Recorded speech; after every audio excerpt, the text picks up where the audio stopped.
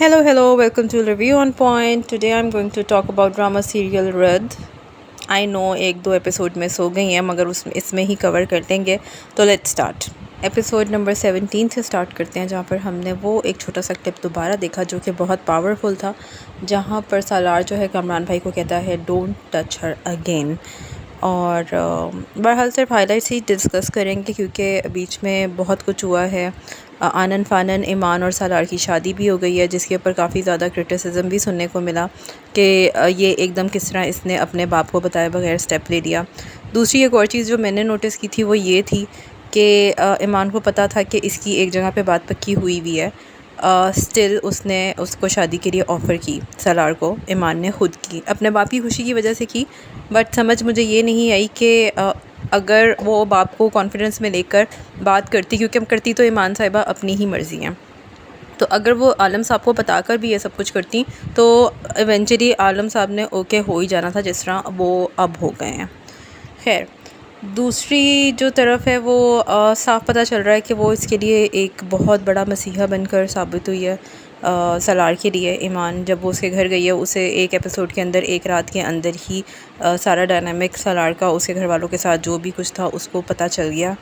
और फिर वो उसके आगे स्टैंड लेने के लिए भी खड़ी हो गई। उसको समझाया भी है उसने सालार को कि मतलब ये सब कुछ तुम्हारा है। और उसको अच्छा, मज़े की बात यह कि सिर्फ ओवरनाइट एक ही दफ़ा में सालार में इतना ज़्यादा कॉन्फिडेंस भी आ गया कि अब वो अपने मामू लईक को भी नाराज़ करने के लिए तैयार है, कामरान भाई से पंगा लेने के लिए भी तैयार है। वो सबके आगे बात कर रहा है जैसे वो पहले डरा हुआ और दिपका हुआ रहता था, अब उस तरह का कोई सीन नहीं नज़र आ रहा। और बेचारे जो लईक मामू हैं उनके साथ तो बहुत ही अच्छी हुई। मतलब मुझे वैसे मैं इमेजिन नहीं कर सकती थी कि नुमान एजाज साहब जो हैं वो इस किस्म का कैरेक्टर लेंगे। मे बी आगे चल के कुछ इस कैरेक्टर के अंदर वैल्यूज़ हों, मगर इतना कोई डम मामू कि उसके सामने सब कुछ है और वो अपने सगे भांजे को ही यकीन नहीं कर रहा और वो दूसरे लोगों के पे ज़्यादा यकीन कर रहा है। तो थोड़ी सी डिसअपॉइंटमेंट तो है लाइक मामू को लेके भी हुई। बट अच्छी बात ये हुई कि जो सालार है वो अब फाइनली लाइक मामू के आगे भी अपनी बात रख रहा है कि मतलब वो क्या चाहता है और वो ईमान जी को नहीं छोड़ सकता। ईमान जी भी अब अच्छी गेम खेल रही हैं कि पैसे वगैरह और प्रॉपर्टी वगैरह काफ़ी हद तक उन्होंने अपने नाम करवा दी है। और फिर वो सालार को इस बात की गारंटी भी देती हैं कि सिर्फ मेरे नाम पे है, बाकी तो ये सब कुछ तुम्हारा ही है। और लाइक मामू के सामने तो वो सिरे से ही मुकर जाती हैं कि ये तो बहुत ही छोटी सी चीज़ें हैं सालार के सामने, सालार के मुकाबले में। मतलब अगर आप उसको, कहने का मतलब ये होता है कि मैं इतना कुछ लेके भी सालार is so expensive for him.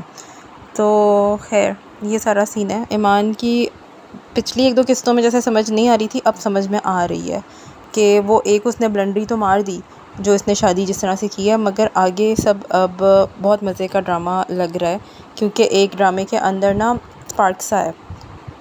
दूसरी तरफ जो लाइक मामू हैं वो भी बेचारे अब वापस चले गए हैं अपना सा मुँह लेके, जब सालार ने उनके सामने डिवोर्स पेपर वगैरह और ये चीज़ें फाड़ के फेंकी होती हैं और कहा होता है कि मैं ईमान जी को नहीं छोड़ूंगा। तो ये सारा सीन तो बहुत अच्छा चल रहा है। फिर ईमान जी उसको ये भी कहती हैं कि भाई ये तुम्हारा सब कुछ है तो तुम्हें इसके लिए ख़ुद ही स्टैंड लेना होगा, ख़ुद ही ना डर होना पड़ेगा। अब लेटेस्ट सीन जो हुआ है वो कुछ इस तरह का हुआ है कि ईमान जो है वो out of station I guess गई है कुछ टाइम के लिए।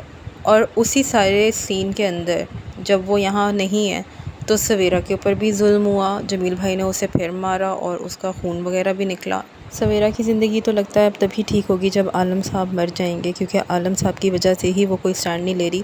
अपने आप को तो अंदर से वो मजबूत कर चुकी है कि वो अब जमील से डरेगी नहीं, लेकिन वो जमील से अलहदगी नहीं अभी इख्तियार कर सकती। वो यही कहती है कि नहीं, जो बाबा हैं वो पहले ठीक हो जाएं और वो ख़ुद इतने परेशान हैं और ब्ला ब्ला ब्ला, इस वजह से मैं अभी उससे अलग नहीं हो सकती। खैर, ईमान जी जो हैं वो अब नहीं है सीन के अंदर, मतलब कि सिटी में नहीं है।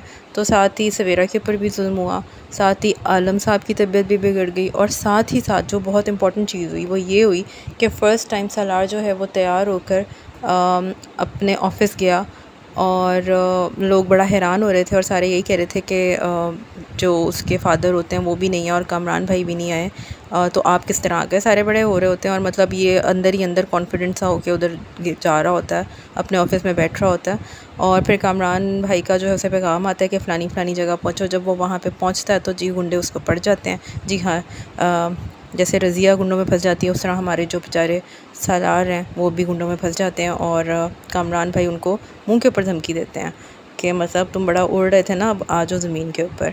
खैर उसको वो मार कुट के बाहर फेंक देते हैं कहीं पे वीरानी जगह पे। और कोई अच्छे फैमिली के लड़के कहीं जा रहे होते हैं जो कि अपनी बातों से तो नहीं अच्छे लग रहे होते, लेकिन अपनी एक्ट से वो अच्छे लगे। और आई थिंक वो अब सालार को रेस्क्यू करेंगे। खैर जी, ईमान जी सबको कॉल करी हैं, कोई भी कॉल पिक नहीं कर रहा होता। और फिर जब वो वापस आती हैं तो उन्हें पता चल चुका होता है कि आलम साहब जो हैं वो हॉस्पिटल में, और वो डायरेक्ट हॉस्पिटल में ही आती हैं। और ये तीनों बहनें एक दूसरे से मतलब बात करती हैं, ये सब कैसे हुआ, क्या हुआ, सवेरा को क्या हुआ, ये सब कुछ पूछती है ईमान। और सलार कहाँ गायब है उसकी भी उसे थोड़ी बहुत तफ्तीश तो होती है, और उसे पूरा का पूरा डाउट भी है कमरान भाई के ऊपर।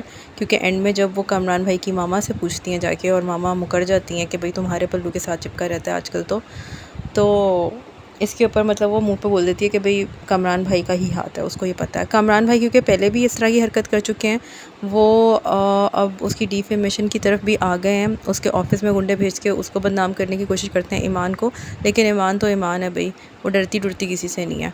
तो वो भी आके आंखों में आंखें डाल के कहती है कि मैं सलार नहीं हूँ, और सलार भी अब पहले जैसा नहीं रहा, तो नेक्स्ट टाइम बी केयरफुल।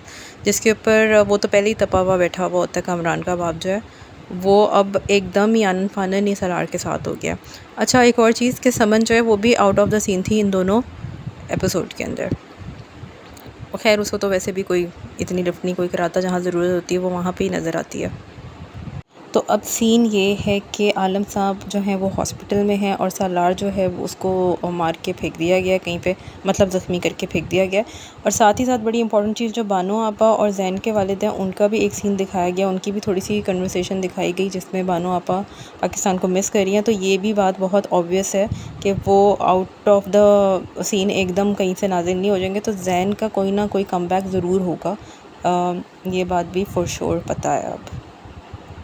तो ड्रामा जो है वो बहुत ही मज़े के मोड़ के ऊपर है, बहुत इंट्रीगिंग हुआ है, देखने में मज़ा आ रहा है, डिस्पाइट द फैक्ट कि बहुत ज़्यादा चीज़ें ऊपर नीचे भी होती हुई कुछ नज़र आती हैं, बट स्टिल ड्रामे देखने में मज़ा आ रहा है। You guys take care, please give your feedback, share the video, like the video, thank you.